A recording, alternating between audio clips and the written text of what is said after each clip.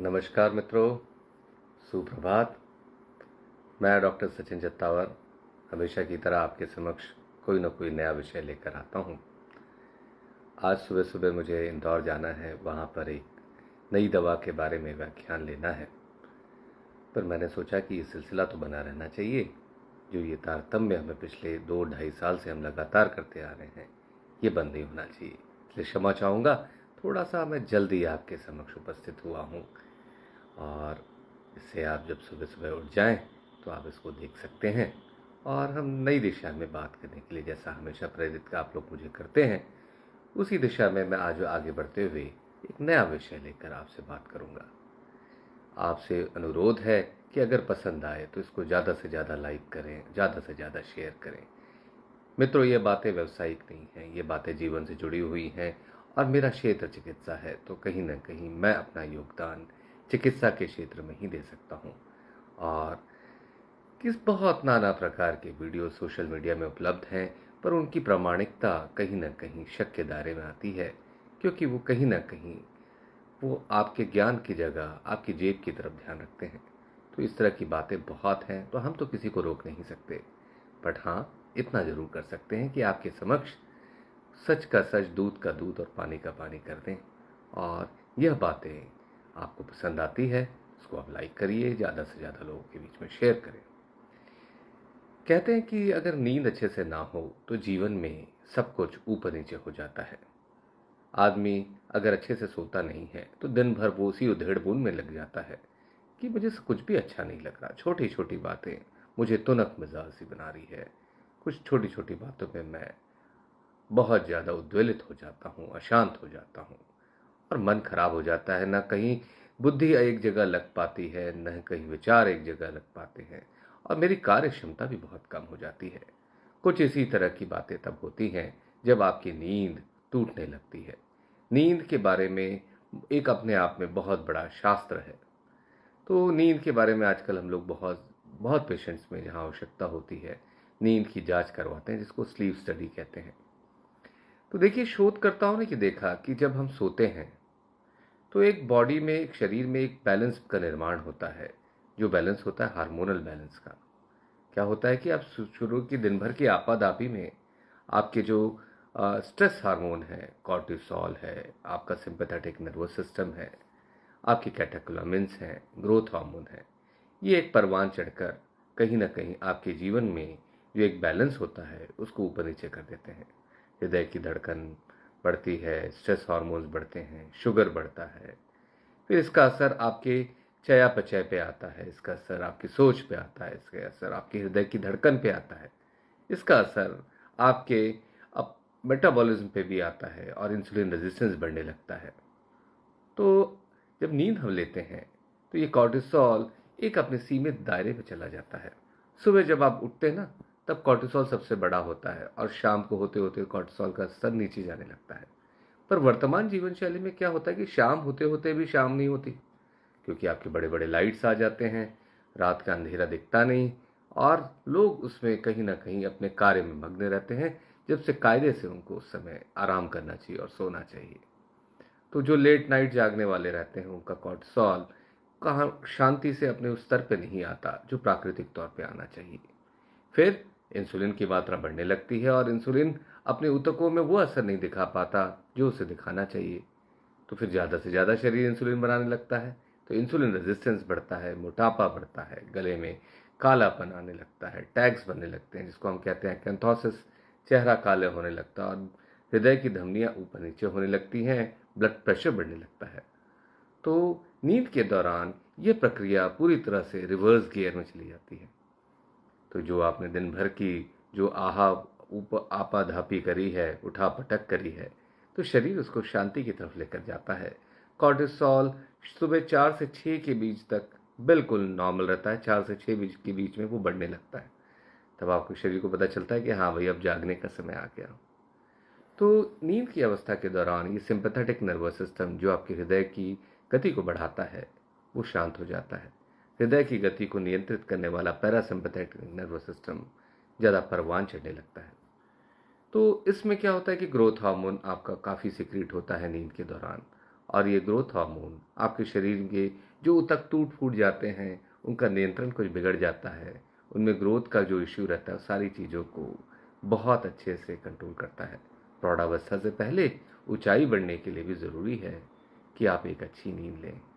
जब प्रौढ़ावस्था आ जाए, जब सेक्स हार्मोन्स बनने लग जाएं तो हड्डियां जुड़ जाएंगी, फिर ग्रोथ हार्मोन दूसरे काम करेगा। पर ग्रोथ हार्मोन की ज़रूरत हमें होती है। अगर सही मात्रा में ग्रोथ हार्मोन रहता है तो उससे भी आपको बहुत सी चीज़ों में फ़ायदा मिलता है। कैटेकोलामिन्स, आपके जो ये स्ट्रेस हार्मोन्स हैं, इनको आराम देना बहुत ज़रूरी है। अगर ये हमेशा जागृत अवस्था में रहेंगे तो कहीं ना कहीं आपकी नींद बिगड़ेगी, और नींद बिगड़ेगी तो मन खराब होगा, मन खराब होगा तो चयापचय की बीमारी होने लग जाएगी, मेटाबॉलिक बीमारी होने लग जाएगी, इंसुलिन रेजिस्टेंस बढ़ने लग जाएगा, हृदय की धमनियाँ आपके पूरी तरह से नियंत्रण में नहीं रहेंगी। तो ये चीज़ें कहीं ना कहीं आपको हृदय रोग, मधुमेह, लकवा और इस तरह की बीमारियों की ओर लेकर जाएगा, और हम सभी चाहते हैं कि ये बलाएं हमारे जीवन में ना आए। तो इन बलाओं से बचने के लिए कोई बहुत बड़ा काम नहीं करना है, हमें 6 से 8 घंटे की निर्बाध नींद लेनी है।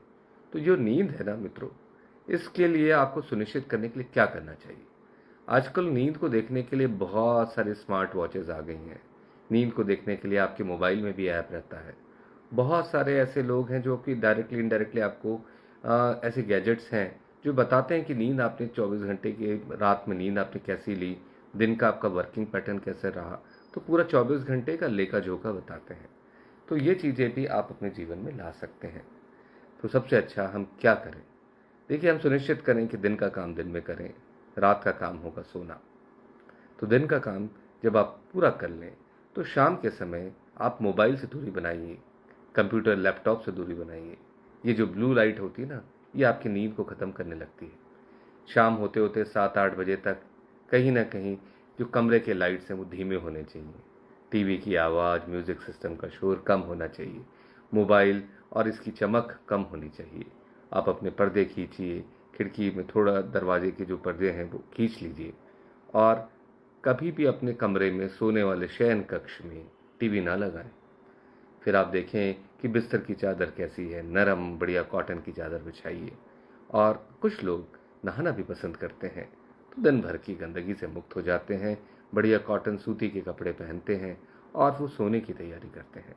तो सोना भी अपने आप में, जैसे आप भोजन बनाने की प्रक्रिया को एक बहुत लाग लपेट लेके कई बार माहौल में भी जोड़ लेते हैं, और खाने की प्रक्रिया जो है आपका 6 कोर्स मील हो रहा है, 8 कोर्स मील हो रहा है, तो जो माहौल है वो नींद के लिए भी ज़रूरी है। क्योंकि नींद बेचारी बहुत ज़्यादा जीवन में, जब या तो परेशानियाँ या तो जीवन में बहुत विलासिता आ जाती, तो आदमी सोना ही नहीं चाहता। उसको लगता है कि जीवन के सुखों को जितना भोग लूँ उतना कम। तो नींद के लिए भी आपको माहौल बनाना होगा, साफ सुथरा माहौल रखें, एक अच्छा धीमी रोशनी वाला कमरा हो, और वहाँ पे जब आप नींद की आगोश में चले जाएं, गहरी नींद की आगोश में, तो आपको सपने भी देखने होंगे। स्वप्न का भी अपना महत्व है, और इस दौरान जो रैपिड आई मूवमेंट होती है उस समय आपने को नाना प्रकार के स्वप्न दिखते हैं। इन स्वप्नों का भी आपका संबंध आपके शरीर से है, आपकी सोच से है, आपकी भावनाओं से है। तो इनको भी हमें पूरी तरह से फलने फूलने का मौका देना चाहिए। मान लीजिए नींद डिस्टर्ब हो गई, तो ये जो चीज़ें मैंने आपको बताई है इसको कहते हैं स्लीप हाइजीन। तो स्लीप हाइजीन वाली एक्टिविटीज़ आपको बढ़ानी पड़ेगी, क्योंकि हम चाहते हैं कि हमें हृदय रोग ना हो, क्योंकि हम चाहते हैं हमें लकवा ना लगे, क्योंकि हम चाहते हैं कि हमें मधुमेह की बीमारी ना हो। अन्य इम्यूनिटी, जो रोग प्रतिरोधक क्षमता वाली बात है, वो भी एक अच्छी नींद से रोग प्रतिरोधक क्षमता बढ़ती है, और रोग प्रतिरोधक क्षमता की कमी होने वाली बीमारी, इम्यूनिटी की कमी होने वाली बीमारी नहीं होती है आपको। तो आपका मन चित्त अच्छा रहता है, चेहरा खिलने लगता है, और आप आसपास के लोग भी चाहते हैं कि आप उनके आसपास रहें। तो ऐसा आकर्षक व्यक्तित्व नींद अच्छी लेने पे ही होता है। तो मित्रों, जिनकी भी नींद कहीं गड़बड़ होने लगी है, कहीं ना कहीं ऊपर नीचे होने लगा है, उनकी गर्दनें काली होने लगी है, बीपी बढ़ने लगा है, कोलेस्ट्रॉल बढ़ने लगा है, खास तौर पे कोलेस्ट्रॉल का एक कंपोनेंट ट्राइग्लिसराइड, वो आपको बता सकता है कि आप ज़्यादा स्ट्रेस में हैं। वो आपको बता सकता है कि आपके शरीर में ज़्यादा इंसुलिन रेजिस्टेंस है, आपको डायबिटीज़ हो सकता है।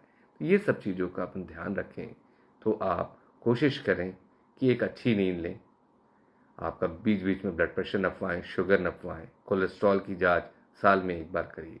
कोई समस्या आती है तो अपने चयापचय रोग विशेषज्ञ से मिलिए, मेटाबॉलिक डॉक्टर से मिलिए। वो आपके जीवन में एक नए दृष्टिकोण का सूत्रपात करेंगे जिससे आपके जीवन में खुशियाँ आएगी। और कोई अगर मोटा हो रहा है तो उसे भी ध्यान रखना चाहिए कहीं नींद गड़बड़ तो नहीं है। किसी को अभी अभी डायबिटीज़ हुआ है उसे भी ध्यान रखना चाहिए कि कहीं ऐसा तो नहीं कि वो अच्छी सही मात्रा में नींद नहीं ले रहा। तो इन बातों को जब तक आप विवेचना नहीं करेंगे जीवन में खुशियाँ नहीं आएंगी।